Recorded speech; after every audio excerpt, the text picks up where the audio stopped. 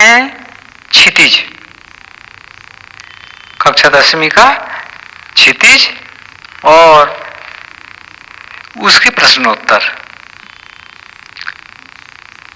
कवि ने श्री ब्रजदुल्लह किसके लिए प्रयुक्त किया है और उन्हें संसार रूपी मंदिर का दीपक क्यों कहा गया है? कवि ने ब्रजदुल्लह, ब्रज के दुलारे, सबके मन भावन श्री कृष्ण के लिए प्रयुक्त किया है। वह सारे संसार में सबसे अप्रतिम, सजीले, सुंदर, उज्जवल और महिमावान है। जैसे मंदिर में दीपक सबसे उजला और प्रकाशमान होता है, उसी प्रकार कृष्ण के ब्रज में रहने से सारा ब्रज प्रकाशमान है, अर्थात कहीं भी किसी के मन में कलुषिता नहीं है।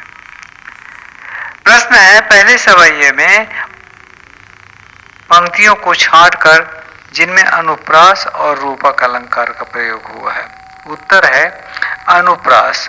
कट किंकिन क में क की आवृत्ति बार बार होने के कारण अनुप्रास का सौंदर्य है। पटपीत में प की आवृत्ति है।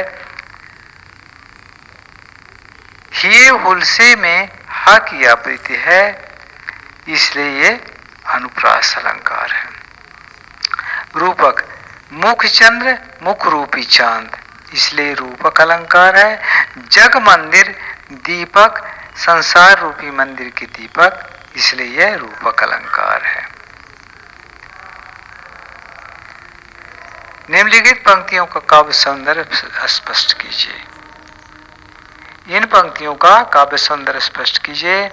पायन नूपुर मंजु बजय कट किंकिन के धुन की मधुराई, सांवरे अंगल सै पटपीत हिये उलसे वनमाल सुहाई।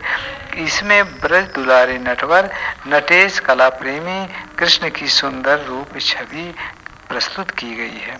उनका रूप मनमोहक है। सांवले शरीर पर पीले वस्त्र और गले में बनमाला है, पांवों में पाजेब और कमर में घुंघरूदार आभूषण है। उनकी चाल संगीतमय है, अनुप्रास की छटा देखते ही बनती है। शब्द पायल की तरह झनकते प्रतीत होते हैं। यथा पायन नूपुर मंजु बजय में अनुप्रासिकता, इसका नाद सौंदर्य दर्शनीय है। कोटि किंकिन के धुनि में का ध्वनि और ना की झनकार मिल गए से प्रतीत होते हैं। पटपीत और हिये हुलसी बनमाल में अनुप्रास अलंकार है। भाषा कोमल, मधुर और संगीतमय है। सवैया छंद का माधुर्य मन को प्रभावित करता अलंकार है। प्रातः जगावत गुलाब चटकारित, इस पंक्ति का भाव स्पष्ट कीजिए। उत्तर है, इस पंक्ति का भाव है, स्वयं सवेरा बसंत रूपी शिशु को जगाने के लिए गुलाब रूपी चुटकी बजाता है। आशा यह है कि बसंत ऋतु में प्रातः काल गुलाब के फूल खिल उठते हैं। चांदनी रात की सुंदरता को कवि ने किन किन रूपों में देखा? उत्तर है, कवि ने चांदनी की रात सुंदरता को निम्न रूपों में देखा है। कवि ने चांदनी की सुंदरता को इस रूप में देखा है। आकाश में स्फटिक शिलाओं से बने मंदिर के रूप में, दही से छलकते समुद्र के रूप में, दूध की झाग से बने फर्श के रूप में, स्वच्छ शुभ्र दर्पण के रूप में। इस तरह चांदनी रात की सुंदरता का वर्णन किया गया है। प्रश्न है, प्यारी राधिका को प्रतिबिंब सो लगत चंद, इस पंक्ति का भाव स्पष्ट करते हुए बताएं कि इसमें कौन सा अलंकार है?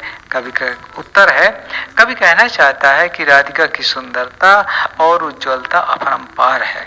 स्वयं चांद भी उसके सामने इतना तुच्छ और छोटा है कि वह उसकी परछाई सा है। इसमें व्यतिरेक अलंकार है। व्यतिरेक में उपमान को उपमेय के सामने बहुत हीन और तुच्छ दिखाया जाता है।